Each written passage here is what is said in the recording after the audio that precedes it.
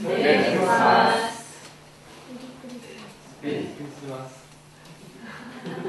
하나님의 아들 예수님을 육신의 몸으로 아기의 몸으로 보내오신 하나님께 감사합니다. 본문의 저자 마태는 그리스도라 칭하는 예수가 나시니라 하고 성탄을 선포하고 있습니다. 본문을 통해서 우리가 성탄의 기쁨을 함께 나누기를 원합니다. 특히 마태는 족보, 예수님의 족보를 보여주면서 예수님의 탄생을 소개하고 있습니다. 당시 유대인들은 이 족보를 중요시했고 또 익숙하기 때문에 족보 가운데 나타난 예수 그리스도의 탄생을 보고 그렇구나 하고 고개를 하죠. 끄떡 위아래를 했을 것입니다. 그러나 우리는 이 족보를 보면 고개가 위아래로 흔들리는 게 아니라 좌우로 흔들리기가 쉽습니다. 왜냐하면 40명 이상의 명단이 한꺼번에 나오니까 좀 복잡하고 어떻게 이해할지 좀 지루하게 보이고 그래서 참 이해하기 힘든 표정을 짓기가 쉽습니다. 우리가 족보에 나타난 그리스도의 탄생을 생각하면서 예수님의 탄생을 감사하기 원합니다. 네. 마태복음의 첫 문장은 본문의 헤드라인입니다. 아브라함과 다윗의 자손 예수 그리스도의 계보라. 다 같이 한번 읽어볼까요? 시작. 아브라함과 다윗의 자손 예수 그리스도의 계보라. 헬라 원문이나 또 NIV 영어 성경에 보면 순서가 좀 다릅니다. 먼저 예수 그리스도의 계보라 이렇게 말하고 있습니다. 다윗의 자손, 아브라함의 자손이라고 말하지 않고 먼저 예수 그리스도의 계보라 제목을 먼저 말하고 있습니다. 그런데 예수님의 계보라고 말하지 않고 예수 그리스도의 계보라 이렇게 말하고 있습니다. 여기에는 어떤 차이가 있습니까? 그리스도가 들어간 것입니다. 저자 마태는 예수님의 탄생, 예수님의 이 땅에 오심을 선포하면서 그리스도의 탄생을 강조하고 있습니다. 16절에도 보면 그리스도가 칭하는 예수가 나시니라 하면서 그리스도의 탄생을 강조하고 있습니다. 특히 저자 마태가 이 조상들이 포함된 그 족보를 통해서 예수 그리스도의 탄생에 대해서 밝히고자 하는 바가 무엇인지 우리가 생각해 보고자 합니다. 첫째, 하나님의 약속대로 예수 그리스도께서 탄생하셨습니다. 어떻게 예수 그리스도가 탄생하셨다고요? 하나님의 약속대로 그리스도께서 탄생하셨습니다. 1절을 헬라 원문에서 보면 다윗의 자손이라는 구절이 아브라함의 자손이라는 구절보다 먼저 나옵니다. 우리는 한글 성경에 보면 아브라함의 자손, 아브라함과 다윗의 자손이라고 이렇게 나와 있는데 원문에는 다윗의 자손을 강조하고 있습니다. 당시 다윗의 자손이라는 말을 하게 되면 유대인들은 즉시 그리스도를 연상하게 됩니다. 왜냐하면 다윗의 자손이라 말을 하면 이것은 그리스도를 뜻한다는 그 말로 어릴 때부터 교육을 받았기 때문입니다. 구약의 성경에 보면 다윗의 자손 하면 예수, 그리스도를 지칭한다. 그렇게 교육받았습니다. 그래서 사람들은 다윗의 자손 말하면은 맞아. 다윗의 자손 중에서 그리스도가 나온다고 했지. 하나님께서 그렇게 말씀하셨어. 이렇게 연상을 하게 됩니다. 실제로 구약에 보면 하나님께서는 다윗 왕에게 다음과 같은 약속을 하셨습니다. 네 수완이 차서 내 조상들과 함께 누울 때 내가 내 몸에서 날 내 씨를 내 뒤에 세워 그의 나라를 견고하게 하리라. 내 집과 내 나라가 내 앞에서 영원히 보존되고 내 왕위가 영원히 견고하리라 하셨다라. 이렇게 말하고 있습니다. 내 씨로 그 나라를 견고하게 할 것이다. 메시아를 다윗의 후손에서 탄생케 하여서 그리스도의 나라를 견고하게 세우겠다고 약속하셨습니다. 유대인들은 이 약속의 기초에서 다윗의 자손 중에서 그리스도가 나와서 다스릴 것을 확신하고 있었습니다. 그러므로 다윗의 자손이라고 말하면 자동적으로 하나님께서 다윗에게 약속하신 그리스도를 연상하게 되는 것입니다. 더 나아가 마태는 예수님께서 아브라함의 자손이라 이렇게 선포하고 있습니다. 이 말 역시 그리스도가 아브라함의 자손에서 탄생된다는 하나님의 약속에 근거한 것입니다. 하나님께서는 창세기에서 아브라함에게 말씀하셨습니다. 내 씨로 말미암아 천하 만민이 복을 얻으리니.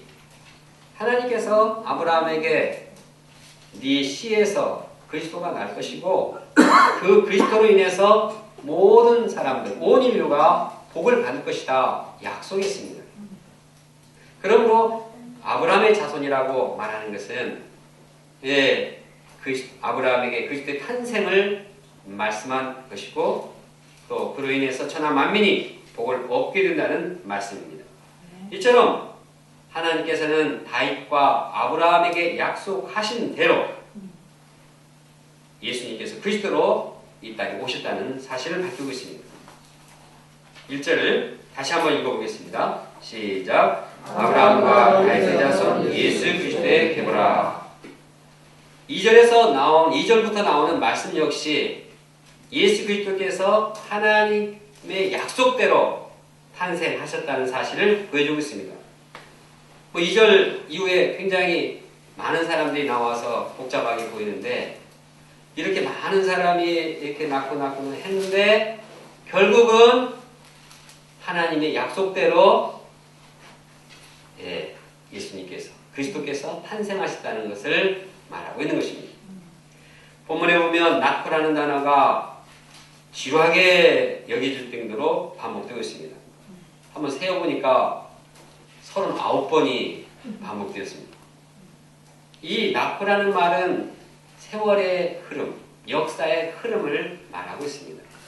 역사가 흐름에 따라서 2000년간의 그 족보가 이루어지게 된 것입니다.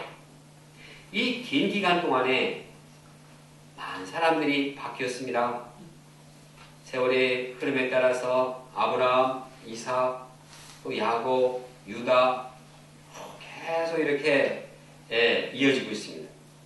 사람들이 바뀔 뿐만 아니라 이제 사람들이 바뀜으로써 문화도 바뀌고 제도도 바뀌고 정치 조직도 바뀌고 모든 것이 다 바뀌어 나갔습니다.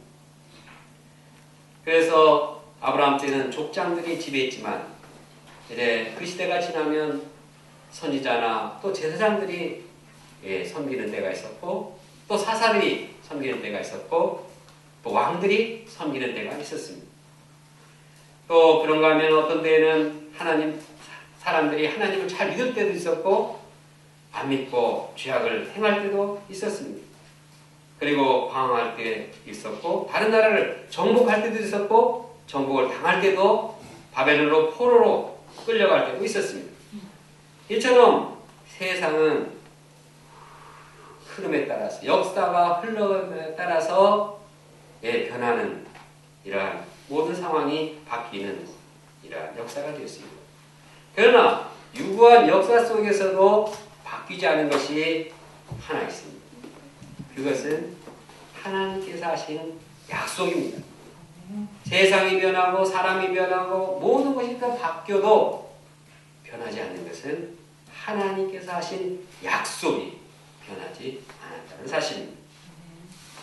하나님은 이처럼 2000년 전에 하신 그 약속, 아브라함에게 2000년 전에 하신 약속, 1000년 전에 다윗에게 한 약속, 그 약속을 편치 않고 그대로 이루시는 분이십니다.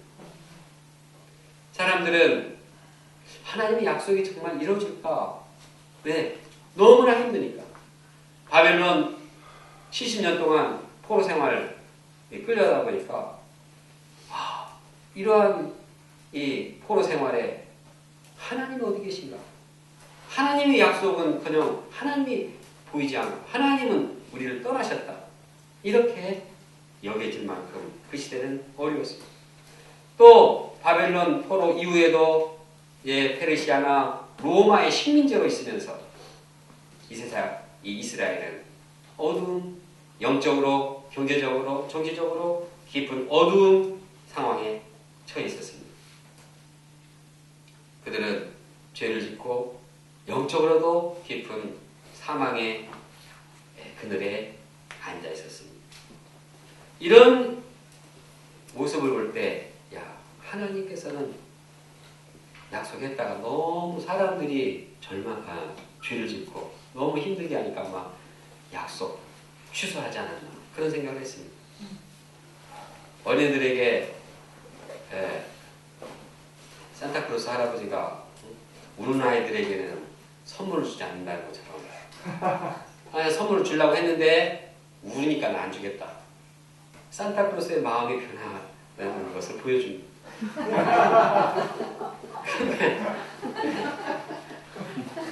하나님께서는 한번 주시겠다고 그냥 주십니다. 사람들이 아무리 죄를 짓고 정말 너무나 소망이 없고 어떻게 절 수가 있는가, 하나님을 대적하고 우상을 숭배하고 이런 모습을 볼 때는 약속 취소한다. 너무 죄악스럽다. 이건 뭐 나를 인정해줘야지 내가 약속을 이행하지. 나를 하나님으로 취급하지도 않고 다른 사람 섬기고 내가 주려고 해도 내가 줄 수가 없겠구나. 이렇게 하고 안 줄 수도 있습니다. 그러나 하나님은 사람이 아무리 죄악되고 하나님을 대적하더라도 약속하셨기 때문에 그들을 쳐서라도 약속을 이루십니다. 하나님은 신실하신 분입니다. 그래서 결국 처음에 약속하신 대로 메시아 그리스도를 보내시겠다는 그 약속을 이루신 것입니다. 11절을 함께 읽겠습니다. 시작. 야곱은 마리아의 남편 요셉을 낳았으니 마리아에게서 그리스도라 칭하는 예수가 나십니다. 이렇게 마리아와 요셉 가정을 통해서 하나님의 약속은 구체적으로 아브라함의 자손에서 또 다윗의 후손에서 그리스도께서 탄생하신 것입니다. 그러면 우리가 성탄절을 맞이하면서 생각해야 할 것은 약속을 지키시는 하나님, 그 신실하신 하나님께 감사합니다. 우리가 잘해서 그리스도께서 오신 것이 아니라 하나님께서 약속하셨기 때문에 그 약속을 지키기 위해서 우리에게 하나님의 아들 예수 그리스도를 보내주셨다는 사실입니다. 성모 마리아도 그리스도의 탄생을 맞이하면서 다른 무엇보다도 약속을 지키시는 하나님을 감사 찬양하고 있습니다. 그 종 이스라엘 도우사 긍휼히 여기시고 기억하시되 이스라엘이 죄악 어둠에 빠졌지만 그 약속을 기억하고 긍휼히 여기셔서 우리 조상에게 말씀하신 것과 같이 아브라함과 그 자손에게 영원히 하시리로다. 하나님은 약속을 기억하시고 끝까지 그 약속을 이루시는 분입니다. 또 세례요한의 아버지 사가랴도 하나님께서 말씀하신 대로 구원의 뿔을 다윗의 집에 일으키셨다고 말하고 있습니다. 다윗의 자손 가운데서 구원의 뿔 그리스도를 보내주셨다. 약속대로 보내주셨다.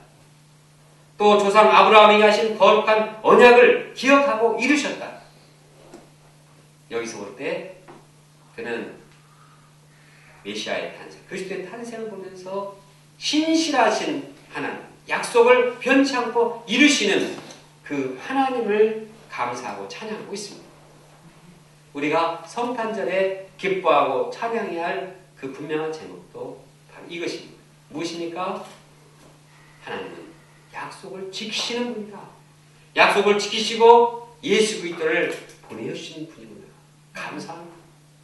약속대로 신실하게 변치 않고 마음이 변하지 않고 약속했던 그대로 이루신 그 주님. 이것이 예수 그리스도를 보내주신 그 사실은 하나님의 신실하심을 보여주는 대표적인 예입니다. 예수 그리스도를 약속대로 보내주신 그 하나님의 신실하심을 보면 하나님께서 하신 모든 약속은 다 이루어진다는 사실을 깨닫게 됩니다. 예수 그리스도의 탄생만 하나님께서 약속하신 것이 아닙니다. 예수 그리스도께서 우리를 구원하시고 치유의 역사를 이루시고 또한 진리로 새로운 이 세계를 만들겠다고 약속하셨습니다. 그 약속이 또 이루어졌고 이루어지고 있습니다. 하나님은 그렇게 하신다고 하면 반드시 하시는 분입니다. 하나님께서 그리스도께서 재림하셨다고 약속하셨기 때문에 반드시 재림하실 것입니다. 우리는 신실하신 하나님, 약속을 지키시는 하나님을 영접하면서 성탄절 신실하신 하나님께 감사하며 앞으로도 신실하게 약속을 지키실 하나님을 소망하고 심령을 새롭게 해야 하는 것입니다. 둘째, 이 족보를 보면 인간의 전통이 아니라 하나님의 주권에 따라서 그리스도께서 탄생하셨음을 보여주고 있습니다. 그리스도께서 뭐에 따라서 탄생하셨다고요? 네. 이 족보는 주로 족보는 뭡니까? 족보는 그 족보 아닙니까? 이 가문에 이어나가는 근데 족보는 원래 장자, 이 장손 이런 계열로 이렇게 이어져서 기록된 겁니다. 우리 호선행제님도 우리 집안의 장손이라서 굉장히 귀합니다. 이 족보에 이렇게 연결이 되기 때문에 아주 많은 손자들 있지만 우리 조카들 있지만 아주 귀하게 여기는 것은 장손이기 때문에. 그런데 이 예수 그리스도의 족보를 보면은 초판부터 영 이 장손으로 장남으로 이어지지 않습니다. 이삭이 누구를 낳았다고 했습니까? 에서를 낳았다고 했습니까? 이삭의 장남은 에서였습니다. 그런데 성경에는 이삭이 누구를 낳고 야곱을 낳고 야곱의 첫째 아들이 누굽니까? 야곱의 첫째 아들은 루벤이죠. 야곱은 루벤을 낳고 이렇게 해야 되는데 유다를 낳고 유다는 야곱의 넷째 아들이죠. 이건 완전히 인간의 전통과 가문의 이러한 습관을 관습을 다 깨버린 것입니다. 또 유대인의 족보에 이방인의 명단이 들어간다는 것은 또 충격적인 일입니다. 아니 왜 갑자기 이방인이 거기에 들어옵니까? 유대인의 족보에. 그것도 여인들이 또 들어갔다. 이건 또 충격적인 일입니다. 거기다가 또 도덕적으로 문제가 많은 여자들이 들어갔다. 이건 족보를 더럽히는 일입니다. 있을 수 없는 일입니다. 그러나 이러한 족보, 이 전통 완전히 깨버리고 관습을 깨버리고 이방 여인들 도덕적으로 문제가 있는 여인들까지 다 들어갔습니다. 이것은 하나님의 주권에 따라서 예수 그리스도께서 탄생하셨음을 보여주고 있습니다. 어떤 신학자들이나 목회자들은 그 이방 여인들인데 그러나 믿음이 있었기 때문에 이 여인들이 새 이스라엘로 족보에 끼게 됐다. 이제 그렇게 말하는 그러한 학자들이나 목회자들이 있습니다. 그런데 그것도 정말 꼭 족보가 중요하냐, 혈육이 중요하냐, 믿음으로 참 이렇게 새롭게 변화되면 그도 이제 이스라엘의 혈통이 되는 것이나 마찬가지다. 이렇게 생각할 수가 있는데 근데 그 뒤에 이 왕들을 보면 참 믿음이 없는 왕들이 많았기 때문에 이렇게 말하기가 말할 수가 없습니다. 족보의 7절 이후에 보면 르호보암이나 아비야, 요람, 우시야, 므낫세, 아몬 등은 아주 악한 왕들이었습니다. 그래서 하나님 섬기기보다도 우상을 섬기고 하나님을 버리고 악한 죄를 범했습니다. 심지어는 아들들을 제물로 바치기까지 아주 정말 하나님을 힘들게 하는 이러한 왕들이 뻗어시 이름의 그 족보에 기록되고 있습니다. 그들이 믿음이 있었기 때문에 그러면 이렇게 족보에 실린 거냐? 도대체 일관성이 없습니다. 이것은 참 어떤 족보의 어떤 기준이 없습니다. 장남도 아니고 믿음의 사람도 아니고 뭐 도대체 잘난 사람도 아니고 특히 13절, 15절, 13절에서 15절까지 나오는 10명이 있는데 이 사람들은 도대체 다른 성경에서 무엇을 한 사람인지 기록이 안 됐습니다.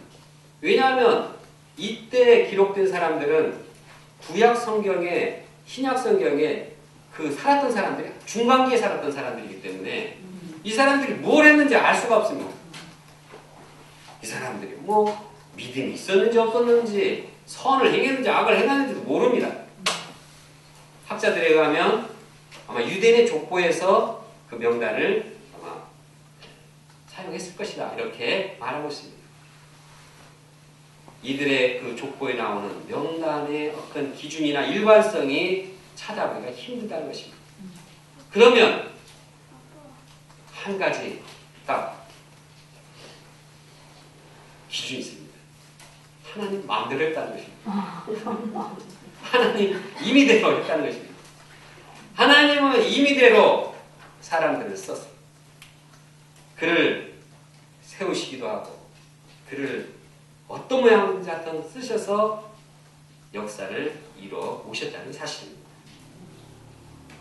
그러나 하나님께서 임의대로 주권적으로 이렇게 역사를 이루셨다고 해서 하나님이 어떤 악한 의도가 조금이라도 있었느냐? 전혀 없었습니다. 0.0000001%도 악으로 하나님의 주권을 사용하지 않았습니다. 100% 선한 의도로 하나님의 주권을 사용하셨습니다. 그래서 하나님의 주권은 선하시고 완전한 것입니다. 예를 들어서 족보에 문제가 있는 인물들이 나옵니다. 유다는 참 이 이방인 며느리하고 육체의 관계를 갖습니다. 시아버지가 며느리하고 관계를 가졌다는 것은 말하기조차 부끄러울 정도로 아주 창피스럽고 부끄러운 이야기입니다. 그러나 하나님께서는 이러한 유다를 주권적으로 택하셨고 또 유다의 물질기를 통해서 예수 그리스도를 탄생하게 하셨습니다. 하나님께서 그를 택하셨을 뿐만 아니라 하나님의 주권에 입각해서 그를 회개를 시켰고 하나님의 주권에 입각해서 그를 구속 역사에 쓰신 것입니다.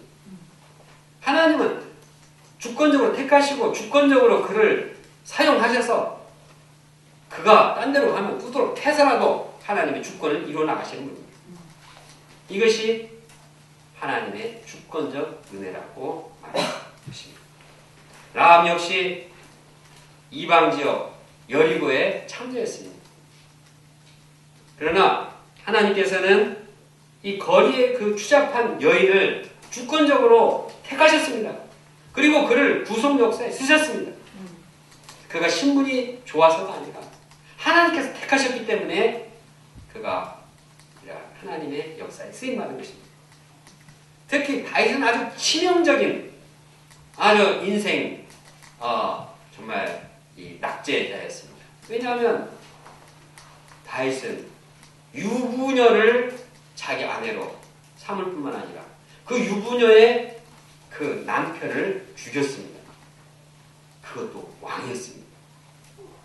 이건 아주 치명적인 죄악이었습니다. 그런데 그가 어떻게 이렇게 죄를 지었는데 하나님의 구속 역사에 쓰임받았습니까? 하나님께서 선택하셨고 하나님께서 그의 죄를 주권적으로 역사에서 회개시켰고 그를 구속 역사에 주권적으로 쓰셨기 때문에 가능한 일입니다. 성경에 보면 잘나서 뭘 잘해서 그가 인간이 의를 행해서 하나님의 역사에 쓰신 것 그거보다도 하나님께서 그를 택하셨고 그를 주권적으로 쓰셨고 주권적으로 택하시고 그를 쓰신 그것이 하나님의 역사인 것을 바라볼 수가 있습니다.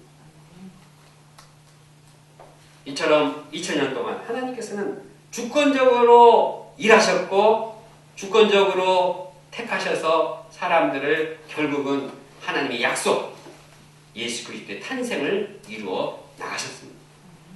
그러므로 성탄절을 맞이하는 우리는 주권적으로 우리에게 은혜를 베푸시는 하나님을 감사 찬양해야 하겠습니다. 우리가 어떻게 해서 하나님의 구속 역사에 쓰임받게 되었습니까? 그리스도의 이러한 은혜를 받고 믿음의 물줄기를 이루게 되었습니다. 그것은 하나님의 주권적인 은혜인 것을 우리가 감사하고 찬양해야 하겠습니다. 저도 참 하나님께 감사하는 것은 우리 귀한 형제 자매님들, 동역자들과 함께 이 동역하는 것이 하나님의 큰 은혜로 알고 있습니다. 생명구원 역사에 거룩한 역사에 동참하는 것은 참으로 귀한 하나님의 은혜입니다. 어떻게 내가 이러한 역사에 쓰임받게 되었는가? 저 자신을 바라볼 때 저는 하나님의 거룩한 역사에 쓰임받을 수 없는 연약하고 허물지고 실수 많고 죄 많은 자입니다. 그러나 찬송가 410장에 나오는 가사를 보면 이 가사가 제 마음의 고백이기도 합니다. 아 하나님의 은혜로 있을 데 없는 자 왜 구속하여 주는지 난 알 수 없도다. 내가 믿고 또 의지함은 내 모든 형편 잘하는 주님 늘 돌봐 주실 것을 나는 확실히 아네. 나는 쓸데가 없는 자이지만 하나님께서 택하시고 하나님께서 택하셔서 주권적으로 나를 훈련시키시고 연단시키시고 성숙하게 하십니다. 주권적인 은혜로 저에게 필요한 훈련과 연단을 참 잘하게 주십니다. 그냥 주권적으로 택했다고 해서 그냥 죄인인 그대로 쓰지 않고 하나님은 쓰시려고 하니까 주권적으로 택하셔가지고 연단을 잘 시키십니다. 그래서 아주 쓴맛을 보게 하고 아픈 맛을 보게 하면서 하나님의 마음으로 점점 닮아가게 합니다. 우리 2세 선교사님들이 요즘 한국에 와서 이렇게 함께 지내게 되었습니다. 우리 2세 선교사님들이 하나님의 어떻게 쓰임받게 됐습니까? 하나님께서 택하셨고 하나님께서 미국에 보내셔서 주권적으로 일하시고 훈련케 하시고 연단시켜서 하나님의 복으로 만들어가고 있는 것입니다. 이 세대뿐만 아니라 우리 각 사람이 하나님의 주권적인 은혜로 우리를 택하셨고 우리를 하나님 주권 가운데 인도하고 계십니다. 우리는 주권적인 은혜로 하나님의 구속 역사를 부르시고 구속 역사 우리를 부르신 주님께 감사 찬양해야겠습니다.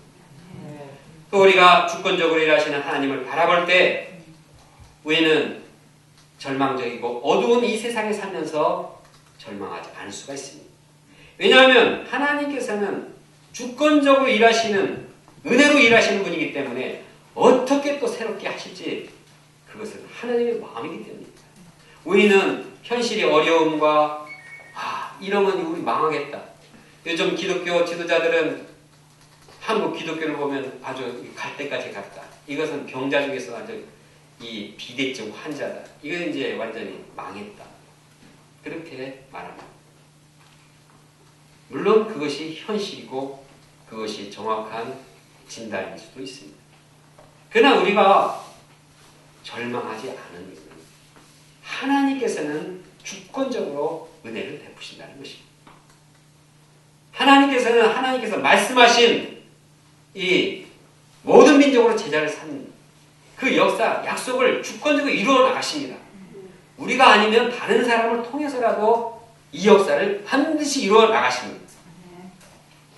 그러므로 우리가 어떠한 역사의 어려움과 절망적인 상황도 하나님께서는 주권적으로 일하시고 분명히 하나님의 승리 역사를 이루신다는 것을 확신히 하겠습니다. 그리고 우리는 거기에 동참하고자 그 주권적으로 일하시는 주님과 함께하고자 하는, 동역하고자 하는 마음을 가져야겠습니다. 우리가 성탄절을 맞이하면서 우리가 뭘 잘했다기보다도 하나님께서 우리를 주권적으로 쓰시고 부르시고 연단시키신, 이스라엘을 2000년 동안 연단하시고 주권적으로 택하시고, 이스라엘을 왜 택했습니까? 하나님의 주권입니다. 이렇게 주권적으로 택하신 것처럼 우리도 택하시고 우리를 사용하신다는 그 하나님의 은혜를 깊이 영접하는 성탄절이 되기를 간절히 기도합니다. 네. 우리는 100년 전만 해도 소망이 없는 나라였습니다. 경제적으로 다른 해외에 원조가 없으면 일어날 일이 없었습니다. 우리가 미국이 우방이냐 아니면 미국이 우리를 이용해 먹냐 이걸 따지기 전에 우리는 미국의 원조가 아니었으면 이 배고픔을 해결할 수 없는 우리 자신이 절망적인 나라였습니다. 100년 전에 예수님을 믿는 사람의 숫자도 수백 명 이 정도였습니다. 영적으로 언더우드의 그 시를 보면 그냥 조선이라는 나라가 그냥 어둠에 그냥 갇힌 나라예요. 누가 이 나라가 이렇게 기독교 아시아의 최강국이 되고 세계 선진국의 대열에 끼고 올림픽하고 하면은 7등하고 이런 역사가 일어날 줄 누가 알았겠습니까? 하나님의 주권이고 하나님의 은혜로 되었다고 말할 수밖에 없는 것입니다. 이와 같이 우리가 하나님께서는 이스라엘의 어떠한 어둠의 상황 가운데서 주권적으로 역사하셔서 그 약속을 지키셔서 새로운 역사를 이뤄나가신 것을 영접하고 그 주님께 소망을 가져야겠습니다. 주님께서 주권적으로 역사하시고 은혜를 베푸시면 절망의 땅이 소망의 땅으로 바뀝니다. 슬픔과 어둠의 땅이 밝고 환한 이러한 역사가 이루어지게 되는 것입니다. 우리 대한민국개척 10년 이상이 됐는데 우리가 주님 앞에 뭘 자랑할 수 있겠습니까? 주권적인 은혜, 주님께서 일방적으로 베푸신 은혜밖에는 자랑할 것도 없고 내세울 것이 없습니다. 이와 같이 우리는 성탄절을 맞이합니다. 주권적으로 은혜를 베푸시는, 이스라엘에게 은혜를 베푸시는 그 은혜가 우리와 함께 하심을 영접하고 주님께 감사 찬양해야겠습니다. 네.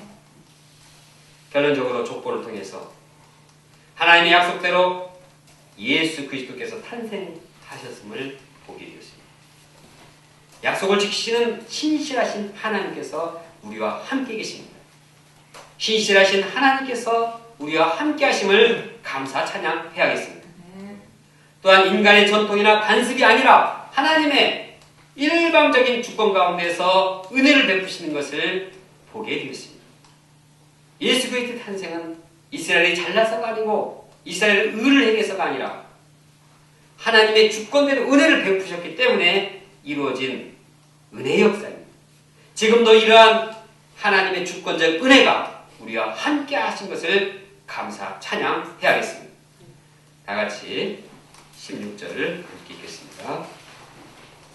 16절 읽고 우리가 그리스도의 탄생 감사, 또 하나님의 약속대로 이 땅에 예수님을 보내주신 그 신실한 하나님께 감사, 또 하나님의 주권대로 우리를 사용하시고 우리를 은혜 가운데 인도하신 주님께 감사하는 기도를 드리도록 하겠습니다. 하겠습니다. 16절 읽겠습니다. 시작. 야곱은 마리아의 남편 요셉을 낳았으니 마리아에게서 그리스도라 칭하는 예수가 나시니라.